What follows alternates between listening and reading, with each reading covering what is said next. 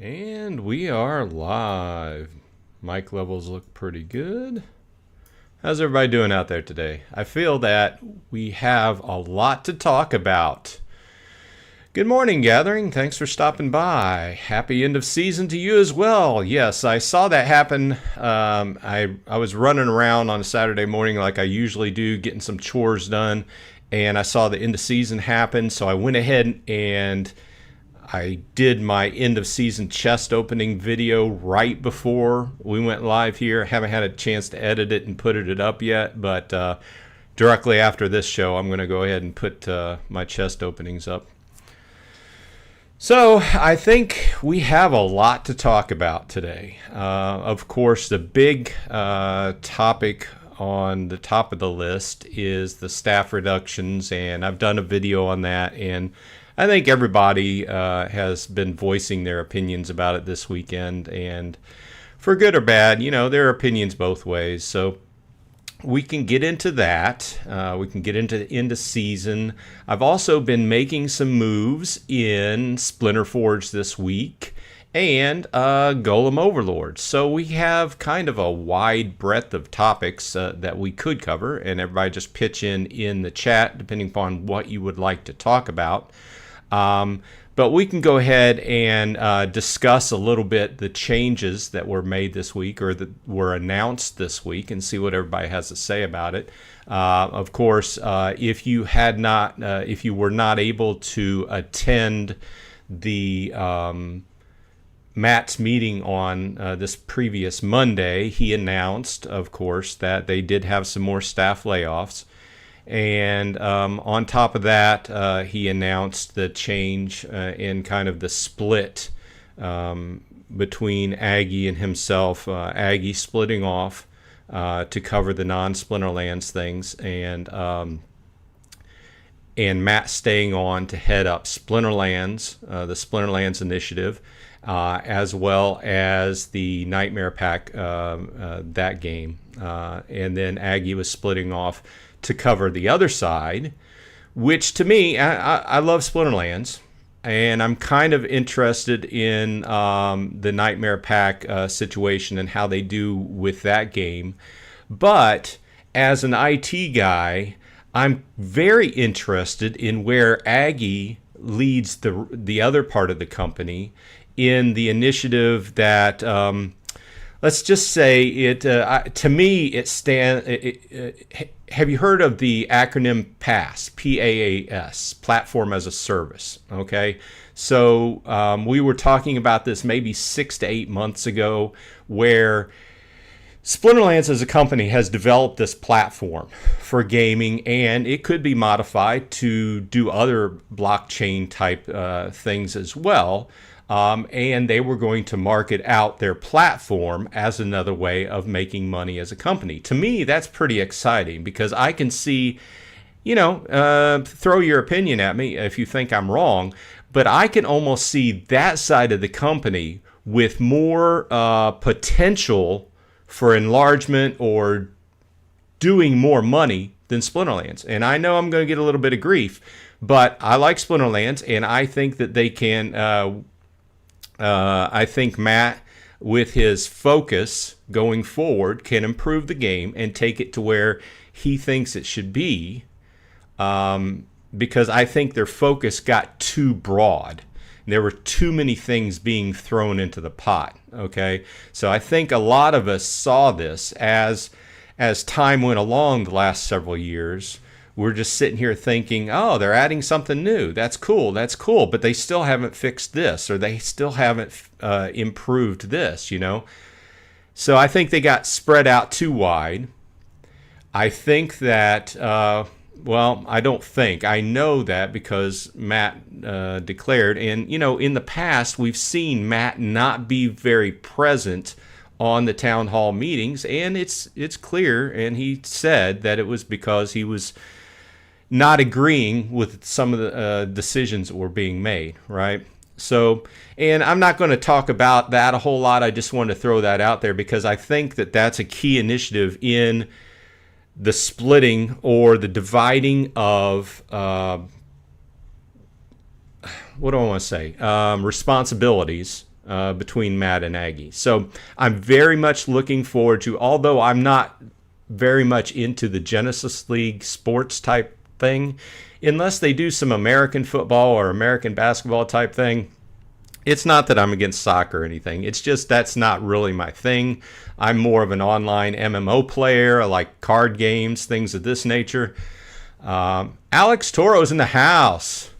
He says, nah, you're right. Invenium, or whatever it's called, definitely has way more opportunity than Splinterlands, the game. Well, yeah, from a big picture standpoint, there's so much they can do from that. And even down the road, going forward, and I really hope Splinterlands does well because of all the money that myself and all of you have into the game. But I think that what they can do with the platform is just, it's almost unlimited. No, I'll allow that, but we don't want to watch that. So I just had to put my brawls in too because they are getting towards the end of the day here. So anyway, so I'm very much looking forward to seeing where Aggie takes that part of the business. Not that I'm very much into the soccer and everything, because I still have some money or some tokens over there, and I keep rolling it over and restaking it, but I'm not buying any cards. And from what I've seen, even the guys who are kind of into it are giving it kind of the gameplay kind of mediocre reviews. And I think there needs to be attention. Obviously, they put it out there, and now they can improve upon it. So hopefully that's good. And obviously, the rest of the world, obviously I know that as a U.S. citizen, the rest of the world, soccer is big, or football in the rest of the world is huge. So the potential for that is huge in the rest of the world. I'm looking forward to seeing what they do with the platform. So that's where I'll leave that. Let's see. Gathering says, kind of saw that Matt and Aggie split coming. They are opposites. Better to have them in charge of their own projects. Yeah, I mean, it's personality, I think. And as a person that works in a software company, I think the best thing I can say about that is that I work with a lot of developers. And Matt has a very distinctive developer type personality to me. And I don't know him. I just see him on the town halls and how he is, because I deal with these type of people day in and day out. Now, am I throwing a blanket out there and doing a large statement? Yeah. Because are there developers that are outgoing and very talkative and everything? Sure, I'm sure there are. But there's a lot of them that are kind of like reserved, very reserved. And they like to stick with themselves, and they're very smart. Then we have, on the other side of the house, we have marketers and salespeople that are very talkative, and they have a very gregarious personality, which Aggie does have, which makes him a good sales guy. So we've always, kind of laughingly referred to him as the guy that pumps the game and pumps FOMO and stuff like that. But that's what he saw as his job, and he even stated it because he was out there advertising the game, right? And that's fine. But that's two very distinct different personalities, and those two types of personalities make decisions very differently, okay? Gathering goes on to say, imagine if GLS gets a partnership with the NFL, NBA, MLS, or college sports. GLX may be a sleeper token. Don't just base it on the soccer game. You're right. And they have talked about that. But I'm not holding my breath, because all the sports you talk about are big money. Okay? I would love it. Pretty much the only sport I watch at this point in my life, is college football. I'm a big Notre Dame Irish fan, always have. Hated that huge, very close loss to Ohio State last week. Had me on the seat of my chair. Was the best game I've seen in a long time, but we lost. But with that said, as a U.S. citizen, you know that the NBA, NFL, and even collegiate sports, collegiate football, American football, is a huge dollar investment. And a company like GLS, I don't think they're going to be able to put in the money to get those contracts. We can just go back to, I don't know if you're old enough to remember when there were multiple different companies making games for the Xbox and PlayStation that featured NFL and collegiate football, right? And then it all got bought up by EA. Why? Because of huge money contracts. Now, why I'm bringing that out is because this is a game that is kind of getting started and does not probably, I'm just guessing, does not have a huge amount of money to throw at just paying for the license for that team, right? So this is just a guess, and it's just theorizing, right? But do I hope it happens? Sure. If they get collegiate U.S. collegiate football under that heading, I'll be in it. You'll see me fronting the Notre Dame Fighting Irish. But until that day, I will, and I'm not bailing out of it. I'm still staking my tokens and rolling them over. I haven't funneled anything out of it. I think early on I did funnel a little bit out, but I've stopped that, and it's just accruing until the end of the airdrop, and then we'll see where we're at, right? So I did just kind of, and everybody's fighting my brawls now because I just put them in about an hour ago. Alex Toro says sports would sell licensing deals, not partnerships with free IP use. Yeah, I think that's, I didn't put it very clearly. That's exactly what I meant. Ghostly BG's in the house. Thanks for dropping by. Let's see what you have to talk about today. Listening in while running. Taking a little bit of exercise in. I try to get mine in early in the morning. I take the weekend off, but every weekday I get up and I don't run, but I use the treadmill, or not treadmill, but stair step machine I have in the basement, and I do a little bit of weightlifting that I have down there and everything. When I was younger, I used to go out and go to a gym, but I found that I was paying all this money for a gym and I didn't use it nearly as much because you had to drive over there and everything. So I'm probably going to get another different machine for my basement here pretty soon. I just need to make room. So thanks for dropping by either way. Go ahead and pitch in if you got any opinions on the subject. This week, let's see here. In Splinterlands, I bought a little bit of DEC, because the price has dipped. Let's see what it is this morning.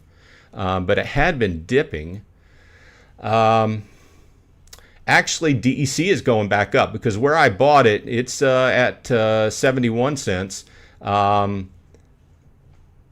I had bought it when it was down like 68 cents. But either way, it's still a sufficiently good buy in my opinion. Now, these opinions are not investment advice. These are opinions from a player who wants to get a little bit of DEC and SPS extra for play use going forward, right?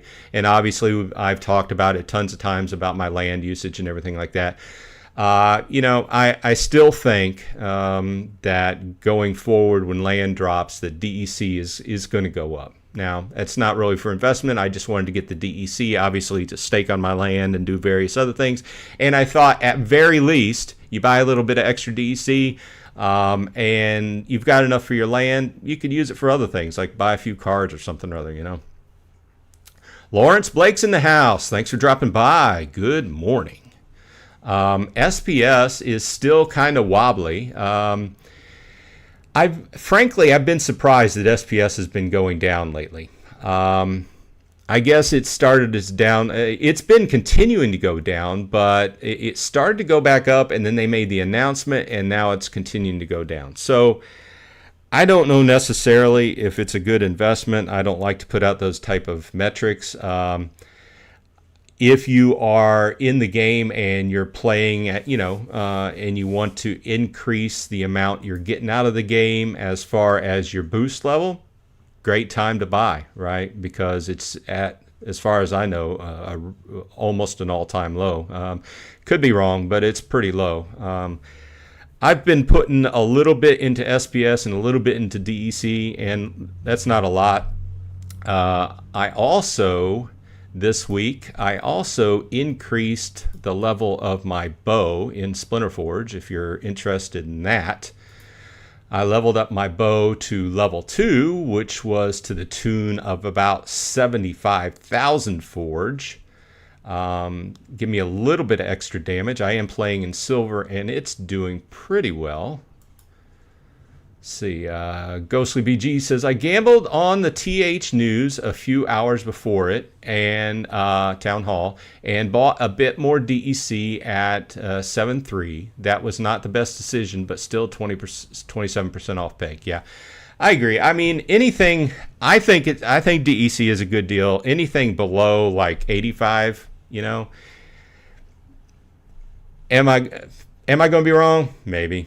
But either way, I think the dollar cost average of buying a little here and a little there, it'll all average out. And I don't see why it wouldn't go up when land drops, right? So, and I don't use it as an investment. I use it just to buy and sell things in game. Most of my DEC currently, when land drops, is going to go towards staking cards. So I'm trying to work that out. I'm hoping to get a little deal on another plot of land. I'm looking more for a rare or an epic to replace commons. So we'll see. Any alpha card purchases this week? Good point. I haven't had a chance to, and I was thinking about during this live stream just to go in there and check them out and see if I can buy one. Alex Toro says, I see SPS as shares of the DAO. I've been doing small SPS buys. I want to try and control the DAO or bring a group together to do so. Well, that's a good point. And it was something, the DAO was something I was talking about with my brother the other day, because we talk about it a lot and we make votes on it. And I really need to understand how the DAO interacts and interfaces with the game and how it affects it, because these decisions we're making, and a lot of, especially the new proposal that was out. If you watch my video out, I just put it out last night. I was just talking about my thoughts on the new proposal is going to heavily impact the DAO. Matt's whole proposal to take $250,000 out of the DAO and then split the proceeds of Rebellion going forward. That's heavily going to affect the DAO. So I really need to understand how the DAO and the game interact. I know that having shares and making votes counts for something, but I really need to understand how they interact and how they benefit each other. So that's on me. I really need to do some studying to make a better and more informed opinion on those matters. So Alex says 100 million and a good spokesman I think would be enough to pass any proposal. Well, as far as you're trying to control the DAO, I really would hope that we got more towards an aspect of more decentralization in the game, which I think to what Matt was speaking to, he's working towards that. I don't think any one group should control the DAO or the game, because once we get to that point, why is it worth putting money into it? If at this point we already know, and I already know I'm a little fish. I make my little bitty vote, and the votes are really just controlled by the whales, right? So if the whales got together and decided they wanted to sway the vote, it'd be no problem. Like, it's always been my opinion, whether it's based in fact or not, that the people on the Splinterlands team hold enough SPS invested in the game that if they all voted one way, it would completely change. They could make their own decisions either way, right? Because they could affect the vote. Now, I said in the past they've stipulated that sometimes they withhold their votes and everything because they know that they can heavily influence the vote. So there's that. So Tales from the Cryptmancer, thanks for dropping by. Is in the house. Luckily for us, $8.5 million is not easy to come by. This is true. And Alex says it's 1.9 million, 0.019.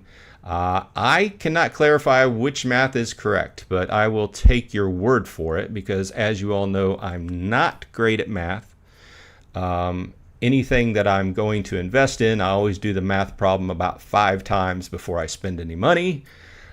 Tails says, "Oh well, that's chump change. God help us all." Yeah, I like that. Oh, it's just 1.9 mil. Vilson's in the house. Welcome. Thanks for dropping by. Haven't seen you in a while. We are talking about the happenings this week and throwing a few other things in there. I did want to go in and as Gathering brought up, Splinterlands is currently processing blocks from the Hive blockchain, 2.9 minutes delay. I wanted to look at the alpha cards because I haven't bought an alpha card this week. Just to add to my collection. While everybody's coming up with a few comments, let's look through here. Now, if you haven't followed this along, what I've been doing for the last couple years is usually once a week, at the end of the week, I buy an alpha card. Just one BCX, just to have it in my collection. Just from a card collector's point of view, right? And I started at the cheapest, and I've been working my way up. I'm in the middle of the rares now. I do have to verify. So last week I bought a Lin Natura. Been offline for the most part, focusing on learning new skills. Nice. It's always good to learn new skills. Like I said in the past, I'm in the IT field, and I've been heavily centered on learning Salesforce platform in the last year and a half, and I've become certified. Salesforce, this is like on a tangent, but it's kind of on Vilson's kind of idea. I'm always looking at a new certification. If you're in the IT field, you've always got to be looking at your next certification, recertifying, and if you don't, you get left behind. So I'm looking at the new Salesforce AI certification because I'm really interested in AI. You'll see, like, just for something fun to do, a lot of my little clip art I put on my videos, a lot of them are going to either Splinterlands generated art or AI generated art because I think it's fun. Gathering says, you can cover the Golem Overlord updates too. Lots going on. The Scout Pass is great. Shard burn. Over 10% of the supply has been burnt so far. Yeah, I saw that like the day before last, and I've been meaning to make a video, but I just haven't had time to invest in looking at that. And when I read through it, my base feelings were that it was for a person that attacks a lot and you may benefit from it, but right off the bat, I thought that the cost was just too expensive. Now, I have to dig deeper and do a video on that because explore it a little bit more before I can give my true opinion on it. But I looked at it right off the bat, and that cost is once a month. So once you pay that cost up front, which was huge, let's just look at it. So we're looking at 500 shards. He may have reduced that because I could have swore that was at 750. But either way, 500 shards for 1 month is like half of all the shards I have. Now, I can't go into much more detail because I have to dig in deeper and do a little bit more of a video on it. But right off the top, my opinion was this seems very costly for what you get. I may be wrong. There may be somebody that's very attack heavy, uses all their attacks on a daily basis, and they're very attack oriented, and it works out for them. But I'll just have to see how it works out. Let's see here. Vilson says, IT, nice. Trying to get into cybersecurity here. I've went kind of general IT and now concentrating on Salesforce. I do have a security certification as well. I think a security certification is helpful in a lot of different fields these days, whether it be IT, programming. There are a lot of different, let's face it, we're being attacked on so many fronts on a daily basis, whether you're online, whether you're on your phone, whether you're, swiping your card at a gas station. There's so many places you're being attacked these days, on the phone, on texting. There's so many different modes and directions you're being attacked that, there's so many new certifications coming out that a lot of different fields really need security training. Or could benefit from people who know about security. Tail says, hack the box. Lotnik, hey, good morning, good afternoon, good evening. Thanks for dropping by. Any crazy grabs from end of season? That happened like 15 to 20 minutes before I was due to come on this show. So I went ahead and did my recording. And after this show, I'm going to put out the video. So I will keep you in suspense on what I got. So you'll have to check it out. So, but anybody else, if you got anything crazy, go ahead and put it in there. We'll see what everybody got. Vilson says, doing the Google one right now, and we'll probably get into some Cisco later. Nice. My brother is Cisco certified, and that's what his specialty is. I've got a few of the Googles. I've got a few of the Microsoft, and it's like, just kind of spread myself out and kind of got a wide base of knowledge. I think you can either get a wide base of knowledge and be a generalist, or you can, if you're really interested in one topic, become super specialized. But then to me, I don't know, this has not become a career talk. But if you get super specialized in something, you stand to make a better paycheck, but it's harder to get that job. Okay, back on Splinterlands. Let's see here. Alex says, not the PowerShell, SQL, SQL, Python, tech stack. I did the Google cybersecurity certification in 2 weeks. It was good for new people, though. There are a lot of the Google ones that seem kind of easy, but then they generally get harder as you go along. I think most certification trails are that way, except for Cisco starts out hard and it just gets harder. So, Gathering says, average EOS rewards for me, but had a great Rift Watchers pack opening yesterday. My wife got a Cane Haste, nice, out of 2 packs, so she was happy. That sounds good. I got a Chaos Legion pack in a daily chest yesterday. I haven't opened it up yet, but I probably will end up opening a few more Rift Watchers packs, do a little opening here and there before they end up going out of stock, because I do think it's a good buy. Let's see what the prices are right now. Let's see. Let's go over to, we were looking for my alpha. I want to go to my secondary account. Sorry, keep track of time here. Sorry if this isn't very interesting, but I'm trying to choose which alpha card I'm buying for this week. And I keep all my alpha cards on this account. Let's sort by alpha. So this is where I stand. This, you can kind of see, I'm in the middle of, like I said, I worked my way up from cheapest, and I'm like in the middle of the rares now. So I just want to make sure that I don't buy something I already have. Let's see if I have a Cerberus. I do not have a Cerberus, so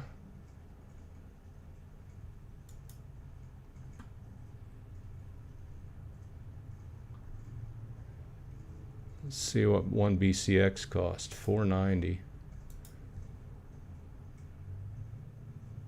Let's go ahead and just buy that with DEC, because I don't have quite enough credits. I'll have to go back and buy more DEC now. Okay, so, but either way, that was my purchase for this week, a Cerebrus, which is a good little tank card, low mana tank card, if you are playing in Wild. Let's check that out.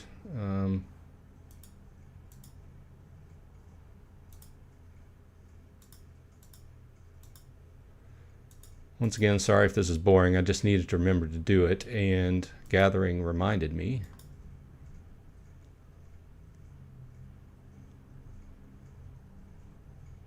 I keep them on my secondary account because once in a while those 1BCX cards come in handy and they will be played by the Archmage bot. My secondary account only plays in silver, so once in a while those cards come in handy. So here we go. And it looks like it gets healing right off the bat. So I remember back in the day, this was a very popular low mana tank card. And I would say it still is. At level 5, obviously it would be cost prohibitive, but it also gets Retaliate. So very good card all around. So that's the card for this week. Let's see here. Alex says, if you want to do cybersecurity, Cisco is good. They have better networking classes, in his opinion. Correct. I agree with that. Vilson says, on the Splinterlands topic, I got 2 packs. Nice. It's always good to get a pack. I was going to look at how much the packs were going for today. So Chaos Legion packs still going down, $1.15. I still think they're a great value. And I still am going to go... I can see everybody's opinion as far as the burning of packs and stuff like that, but I still think that as a new player coming into the game, you've got to offer them something relatively affordable to get up and running, right? So I think the Chaos Legion packs offer that. I think the Chaos Legion set, I've said this a dozen times, maybe more, that 80% of the set is very playable cards. So I think $1.15 a pack is a great deal. Rift Watchers, a little bit lower, $3.23. Last time I looked at them, they were like $3.40, $3.50. I think Rift Watchers packs are a great deal too. So all very good cards for playing. Like I said, this is player advice, not investment advice. And, I'm not the best player, so... But I think everybody needs a good base of cards to base their play on if you're going to be playing in the game. So, and that leads to my next kind of thing that I'm going to be doing a video that's related to my prior videos a couple weeks ago on making sure that my base Chaos Legion cards are leveled up to the proper. I think most of my commons are between level 6 and 8, and I play in gold, so I need them at 8. But some of them, due to price, like the octopus, what's that called? The octopus is popular in water. I only have it at 6 due to cost and never raise it to 8. I need to get that up to 8. And the same idea with rares, because if they start burning cards, Chaos Legion are going to be burned left and right, and you're going to see, in my opinion, you're going to see the prices double and triple. And it's mainly going to be just like the other burn event. It's going to be like the whales that come out and they buy all the cheap cards and burn them off. And then, I can see the arguments on both sides. I'm not blind to that, but I still think that having a few cheap cards available allows new people to get into the game easier. Let's see here. Gathering says, good purchase. Played against that card all the time. Then I first joined. Oh, talking about Cerebrus? Yeah, I agree. Also, kind of like on that topic, let's just go to the market. I don't have to go to the other account. And going to Alpha. The other card I wanted to mention that was very popular back in the day and still is... Where's the Haunted Spirit? Haunted Spirit, great low mana match tank because it has that healing. Starts off with healing, And then at level 4, which is relatively kind of affordable, I hate to say any of the alphas are affordable to level up, but great in that tank position, low mana match, magic, reflect, and healing. How good is that, right? Hey, Virus, thanks for dropping by. International Travel Channel's in the house. Guten Tag. Happy Oktoberfest. I guess, do they say Happy Oktoberfest? Either way, Oktoberfest is one of my favorite seasons of the year.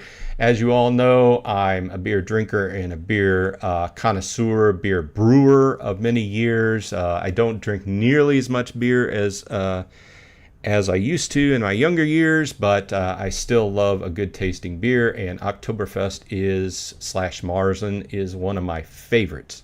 I do like a good Vienna and a good Bock, Doppelbock. They're all kind of in the same family, progressively from light to getting heavier and heavier until, they're really heavy like a Doppelbock, but which is a sipper. But I love Oktoberfest. Let's see here. Gathering says plots down to $80 to $85. Tempting to get a couple and hold them. I've been watching, as you all know, I've put out my opinion on playing the land game because that's where my focus has been. But my focus has been more for looking for deals that I can trade out my common plots for a rare or an epic. In other words, buy an epic or a rare for a decent deal and then sell off my common plots, because there's going to be so much money DEC put into staking cards and such that I've really, I'm at a point where we can see here the commons are going for 34 plus. They're gradually coming down. I still want to stick with something with building in a box on it because I still see the value in that, and we see some available here. But I've mainly been looking at the rares and the epics. And I'm not going to point out specifically which ones I've been looking at, but I am hoping that, let's just say the ones I'm looking at, if they come down a little bit, I'll probably grab them.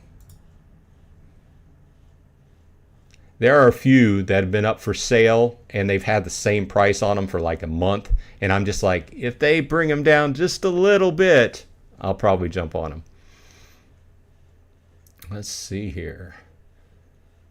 Virus says, I picked up a couple more rare plots in my region this week too, keeping my eye on some more. Yeah, like I said, I'm generally looking at trying to upgrade out of commons. Not that I have anything against commons, and not that I'm going to take a huge loss selling off my commons, but I might buy a good deal for a rare or an epic and use my DEC I have and build out the rares and epics before I build out the commons. So I will have some commons build out, but I would stress the rarer ones because it's going to be the same amount of DEC to stake either way. It's just I think you get a little bit better value if you have a little bit rare. Obviously, we're at a point in time where, I think everybody, that's been an obvious point all along, but it used to be that it would just cost so much money that I was, and a lot of other people were focused on commons. The price of the land is coming down, and I don't know how much that has to do with the announcement this week, or just overall the movement, how long it's taken for land to come out and the general sentiment of the game. But I'm not selling anything, but I am looking for deals. I always have been. I pop on every morning and every evening before I go to bed, and a few times in between when I can, and I look for deals. There's been a few good deals I've scooped up. It's been a while. But basically, I think the good deals come when there's somebody that just makes the decision, I'm getting out. And then they put their plots up for a certain amount of money, and that's like 25% below what the average is. And then it's just kind of a situation where you've got to be there and make that decision quickly to get those, otherwise they're gone fast. But I think that applies to most things where you're looking for a deal. Garut, hello everyone. Happy Saturday. Hope all got great pulls today. Thank you. Immediately after this show, I will be putting together my video for my chess drawings, which I did immediately before this video, but did not have enough chance to put the video together and put it out. So look forward to that if you are interested. Let's see here. Hope the team adds a trade channel on the marketplace. Love to be able to swap plots, packs, totems with others, especially plots.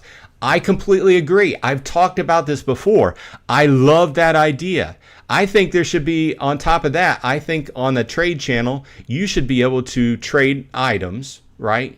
This is very familiar with people who have played different MMOs in the past, like in World of Warcraft. If I'm trading something with you, we open up a window. I put the stuff I want to trade on the left. You put the stuff you want to trade on the right.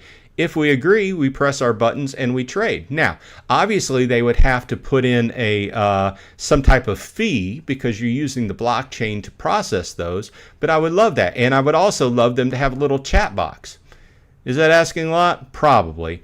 Are we in a situation where, we've talked about this, where Matt is very focused on getting land out and everything, and anything extracurricular is just icing on the cake, and they're not focused on that. So I completely understand that. But we're just generally talking, ideas that we think would make the game better or more user-friendly. I think that's a better term for it. So let's see here. Vilson says, I'm most excited about nodes long-term personally. Can't wait to get them online. I think a lot of people are on the same channel with you there, Vilson. Yeah, that's one of those things that, and if you'll notice, they slipped down on the priority list. Here we have an argument about people who output a lot of money for these nodes, and it's, 2 years, a year and a half now since you bought them, and what I consider a lot of money. And have you been getting a little bit? Yeah, but yes, I do think that they need to bring nodes online. But obviously, if you look at Matt's list of priorities, it's slipped all the way down again. So we'll see where that goes. I do kind of feel sorry for the people that bought the nodes. I do know that you're making the vouchers and SPS on the side for them, but from what I hear from a person I know that has one, it's not great. So I hope that they get that worked out pretty soon too. It would seem to me like that would be worth having like one or two guys that's exactly what you're working on. You guys need to get nodes out. That's what you're working on, But this week we saw them laying off more people, so they have fewer people to put out land. So from a management perspective and an overall, hey, which direction we're going and concentrating our effort, he had to make the decisions. So we'll see how it goes. Oh yeah, really are a beer expert. I hate to say myself a beer expert, but I've been a brewer since the mid-90s, a home brewer, and I've really done a lot of studying on the topic and a lot of practicing and a lot of beer drinking along the way. So yeah, it's one topic that I can talk all day about. Let's see here. Gathering says, I would grab some more magical plots, but they aren't in the right territory region. I have two magic plots. I have the one next to you, which is a common, and then I have one in another zone, Tostrington, which is a rare, which right off the bat, I am going to be putting on magic research. I'm going to kind of spread, just spread it out. I'm not concentrating on one thing. I'm going to be doing a little bit of SPS, a little bit of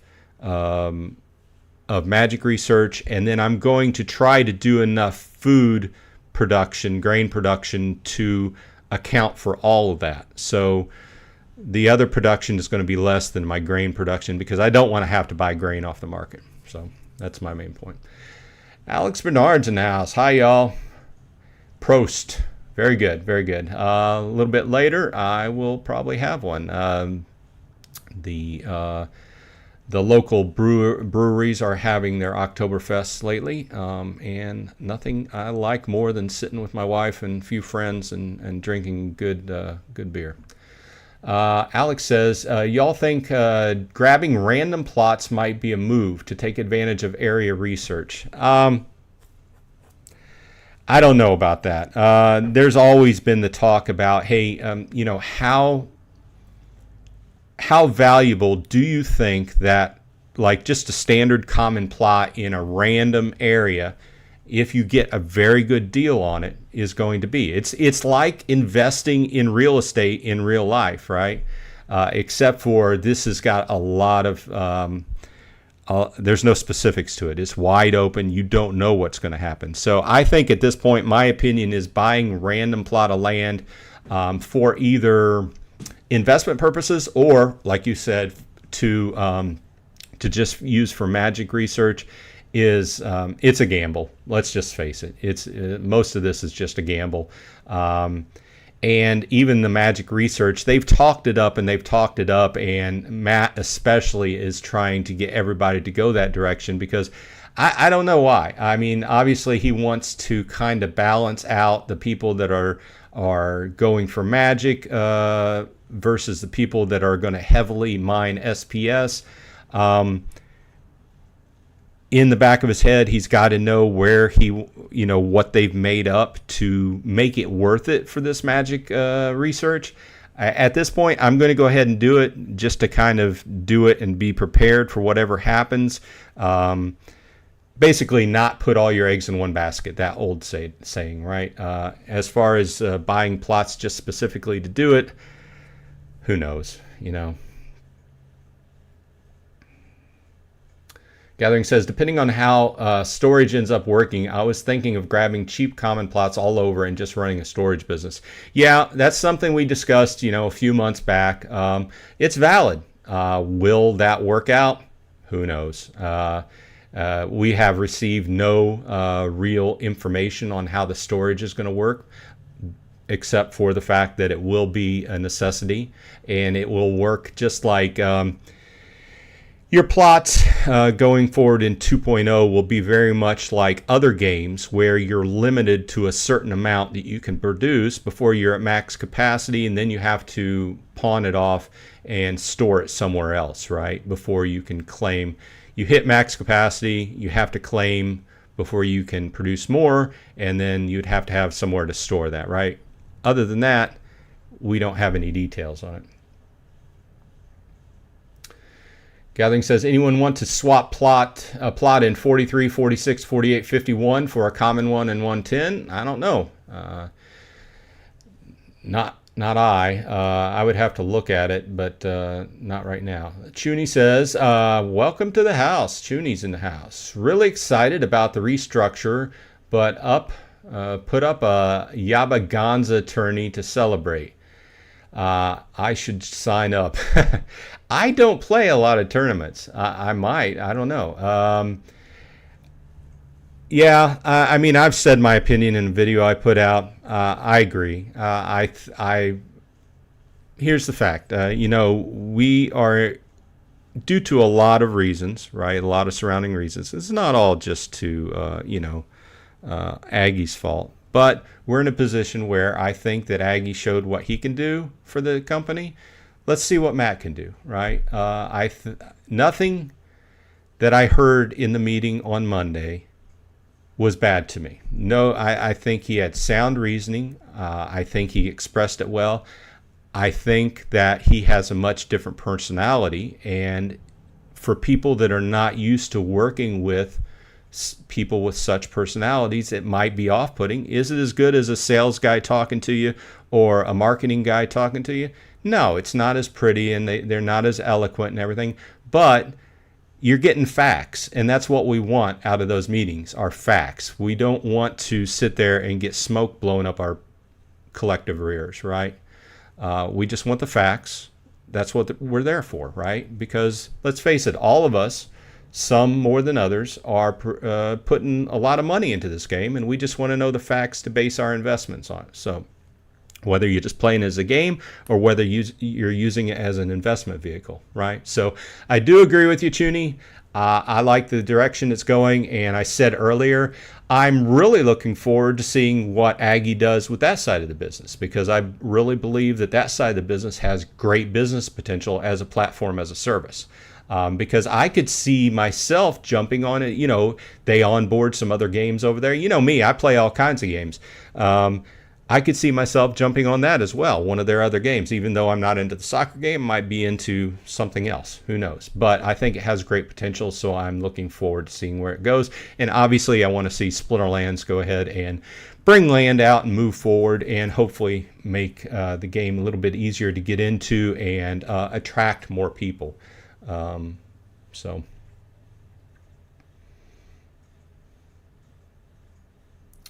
Paul Taylor's in the house. The rewards wouldn't change if the nodes were live. We would have to run them. This is true, and I don't really have any other facts on that. I'm assuming that since you bought a node that you would have all the details and you would keep up to date on that. I am guilty of not staying up to date on that since I don't have a node. So that's why I like having these meetings, because there's all kinds of people with different focuses and different information, because there's so much stuff that's going on that I don't think any one person can stay up on it all, unless I sat here 24 hours a day and did this. Let's see here. You just had the biggest smile I've ever seen from you when you were talking about beer. Must be a passion. Yeah, I agree, and I don't want to make it sound like I'm an alcoholic, because I drink a lot less than what I did like in my 20s, but I really like a good beer. And my wife and I brought up my daughter, who's now in her 20s, to drink and drink good beer, not drink a lot of beer, drink a good beer. You know, back when we were in our 20s, when I was in my 20s, and all you had was mass American light beers and stuff like that, they taste like nothing, right? I can't tell you the last time I had a mass American lager, right? So anyway, with that said, I don't want it to seem like I sit here chugging beer all day long, but I do like a good beer, and I could sit down and talk about it all day, so I'm guilty of that. Gathering says, think about producing grain on my Ravenwood plot and sending it over to you for a good price. Sounds good. I mean, I'm always willing to work with people. Like I've said before, I still don't like the fact that there's no implementation until 1.6, where you just have to trust a person sending things back and forth. I'm looking forward to actually being able to buy, sell, and trade on a marketplace, so there's no trust involved. But yeah, anybody who's in my regions, we can do business. I am trying to set myself up to where I don't really need to buy a lot of grain. Hopefully, we'll see how it works out. I'm sure that everybody's going to set up their lands, and then it's going to take some time. You're going to have a few, you're gonna set up I'm gonna set up my land, and then you're gonna see how it works out, right? And then maybe a few days later you're gonna say, oh, it's not working out so well, so you had to make some adjustments and restake and everything like that. But from how everything works, I think you're gonna want to keep the amount of restaking down, because obviously cool down times on cards and things like that. So let's see here. I'm talking too much. I'm getting behind in comments. Let's see here. Ghostly says, I've got 2 rare and 6 common plots. I'm going to put my 2 Rooney on the 2 rare plots and produce grain on them. Yeah, it's kind of the same idea. I don't have any Roonies, but I do have an epic plot in one of my regions, and I have a common totem for all my plots, and I'm going to produce grain with my epic plot to supply the other plots, which are rare and commons in that zone, with food. So I think, you just gotta have to use your best judgment. In my opinion, if you're trying to even things out and not buy a lot off the market, it's better to start out and overproduce a little bit of grain than underproduce and get behind. So you can always switch things around. Obviously, you're going to limit that, but go into it a little bit heavy on grain, and then down the road, a week or two, if you need to, change things around. That's my opinion. That's the way I'm going to approach it. Tooney says, did you vote yes or no on the current proposal? I did a video on it and I voted no. However, I can see why people voted yes. So let's pull up the proposal, talk about it for a minute.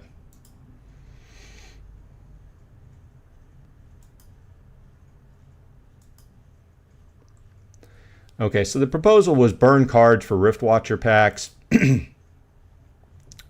And you can watch my video. I just put it out last night. But I'll summarize what I said, or I'll summarize my thoughts. I think I might vote for this if this came out after 1.5 had dropped and we had a couple weeks to see where the card market was going and the status of it. I might vote for it. But I voted against it because I really think that Land 1.5 coming out is going to have a heavy impact on the card market.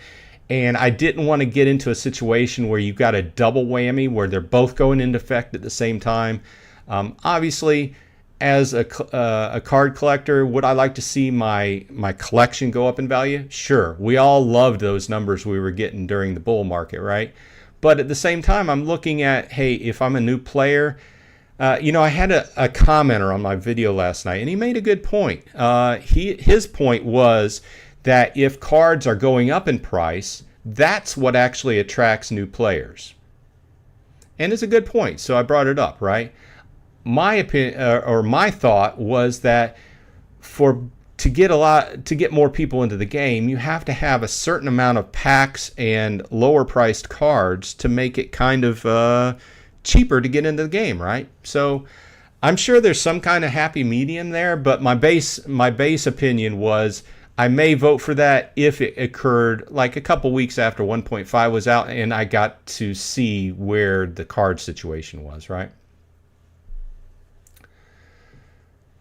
If Matt is pushing magical research so hard, I'm convinced it is a must-have moving forward for me. Think it will unlock buildings, upgrades, buffs in the future phases. Yeah, he's been pushing it hard, and with how he's been pushing it, he would have to have something to back that up, right? But I'm sure a certain amount of that is him wanting to pull some people off of mining SPS, right, and kind of average it out a little bit. We'll see how that works out.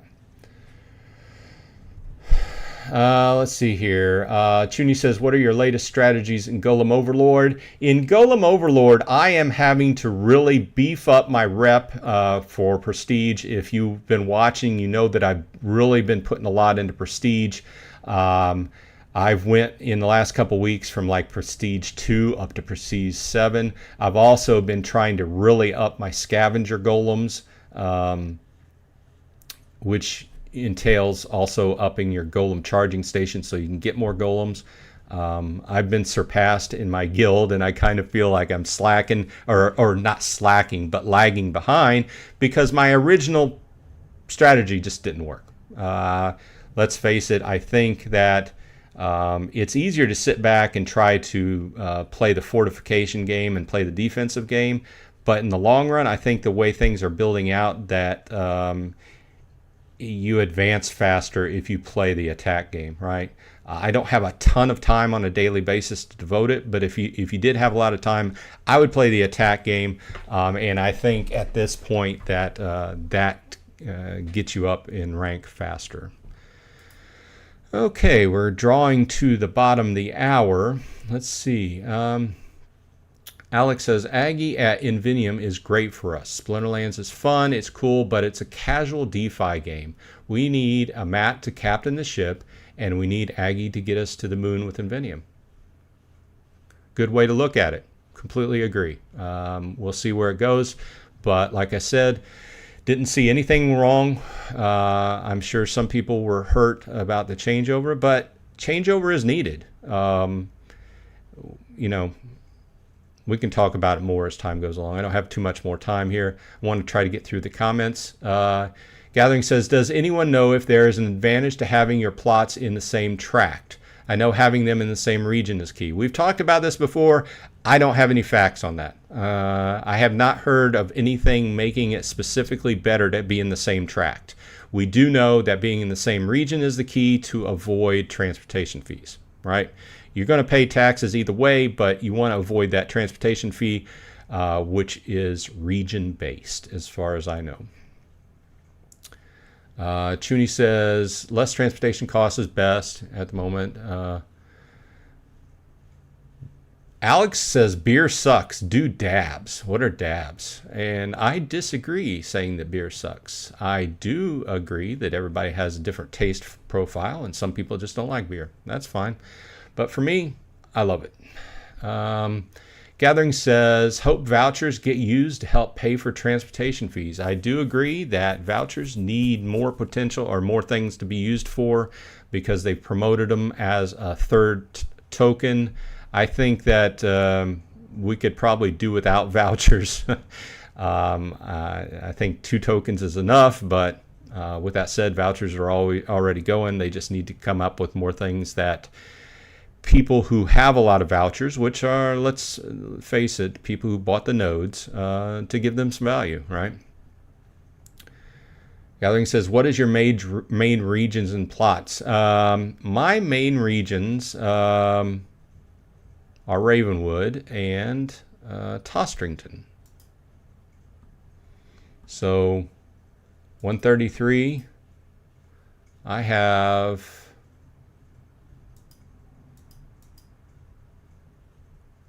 6 plots, and then Tostrington I have 4 plots. So that's where I'm at.